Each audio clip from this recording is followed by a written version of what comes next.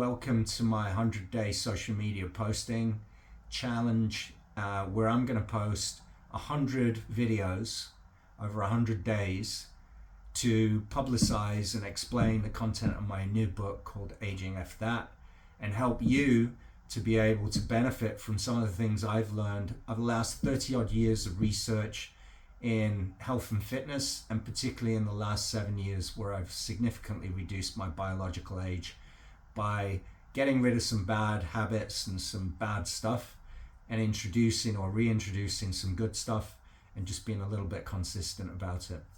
I want to help you do what I've done. Of course, I'd like you to buy my book, but this is about giving you some of the key elements of the book in a way that's easily digestible in bite size over 100 days to get you excited about the prospect of reversing your age. So going from the top, 1 through 10, attitude, positive mental attitude, framing this objective in a way that you are confident that you are going to reverse your age. So the first thing is, don't set crazy goals that are ridiculous. Don't overburden yourself, pressurize the situation. Simply set out to be better tomorrow than you were today. Be better and healthier and younger biologically next year than you were this year. And take a long view. Take a 1 to 2 year view. As you progress, you'll compound your gains and your wins and all of that, but you don't have to go to radical extremes, things like strict calorie reduction and dieting and extreme exercise programs. It's really not about that. This is about permanent change that gives you permanent results without you having to drastically shift your mindset into that of a gym goer or athlete. Okay, second of all, crucial, nutrition. Make it work for you. So nutrition is broken down. I explain about macro and micronutrients, food as medicine, food as fuel, and show you how to eat in a way that it has a high degree of satisfaction without the side effects of negative calories. Third, exercise. Of course, the body needs to move. Exercise can be walking. If you walk 1 hour a day, you will fundamentally change your body over a year. I won't go into the science now, but it could be as little as taking a 30-minute walk a day that will have a dramatic effect on you. I'm not saying that is the answer in entirety, because there's other things that I will show you and want you to do. Some resistance training is great. Walking is absolutely great. Some light stretching is phenomenal.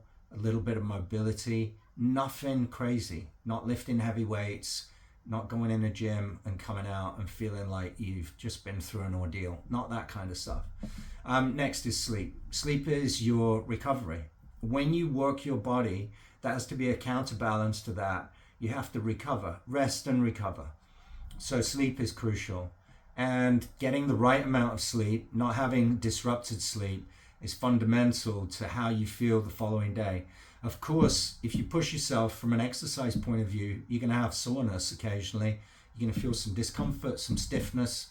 And of course, if you're using mobility and stretching and sleep and your nutrition is good, you recover, your body builds back better and stronger. And that is part of the process. So I'm not saying no pain, no gain, but you need rest and recovery to proceed and move forward. Stress control. Okay. So stress, the stress hormone cortisol has all kinds of negative effects in the body. It tells your body to store fat. It is bad in many ways. And overdoing it in exercise terms can be a stress. Overdoing it with target setting and goals is a negative stress. A positive stress is when you increase your output, but without feeling the overwhelming effects of going too far. So like I said, going for a long walk. You don't necessarily come back feeling exhausted, but that is a stress. It's a positive stress. You put in stress on the body. The body is a mechanism that does adaptation. If you pick up something heavy often enough, the body adapts to accommodate that and make it easier. If you walk 20 minutes or 30 minutes or an hour a day, your body will adjust in order to accommodate that load. Optimizing your genetics and hormones.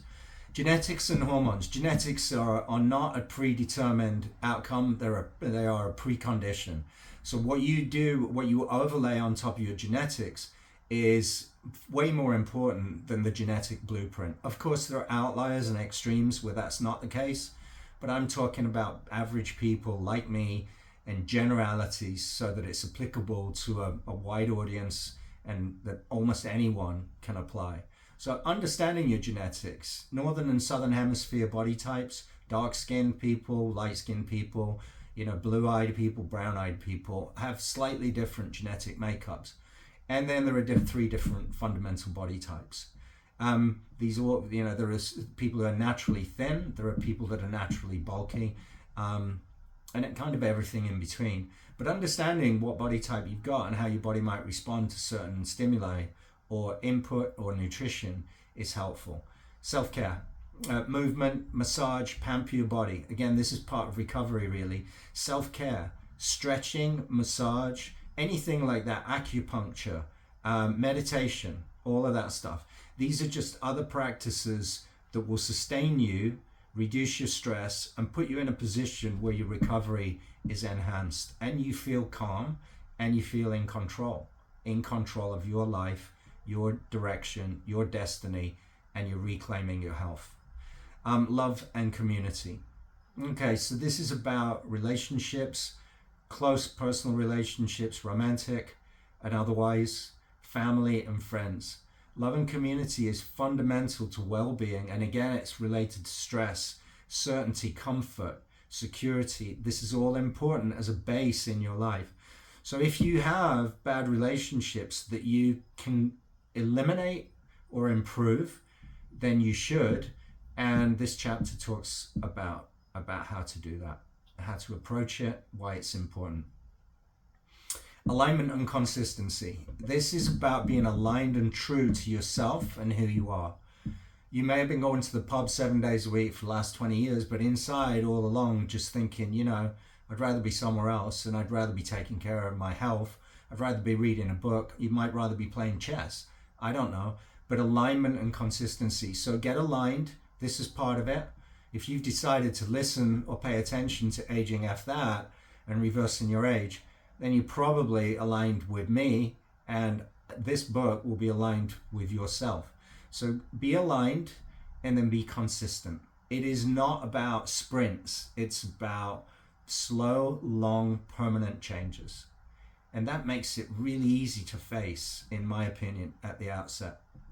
Last of all, cosmetic presentation. How you stand, your posture, how you sit, your gait, how flexible your body is. Are you groomed? Do you present yourself well? This is all important. It's important when you look in the mirror at yourself. It's important when other people look at you. I believe it's got a lot to do with age reversal, and I believe actually it's the reward. Feeling proud and confident in how you look is a reward for all this other stuff that you're doing to reverse age. So I'm going to be launching these videos in the next few days. I would like you to follow me on Instagram under Mr_F_that. Same on TikTok if you're on TikTok. I'll be posting them on both platforms. I'll be doing 100 videos, 10 of which apply to each one of these 10 tenets that I've just set out. I think it'll be fun. I hope you find it interesting. I'm really looking forward to gathering your feedback, hearing about your successes and, some failures. If you get stuck, reach out to me, reach out to the community. The idea is to develop this and push people along, help each other. And that's what I'm doing. I hope I can do this for you. I hope you get on board, and thank you for listening. Cheers.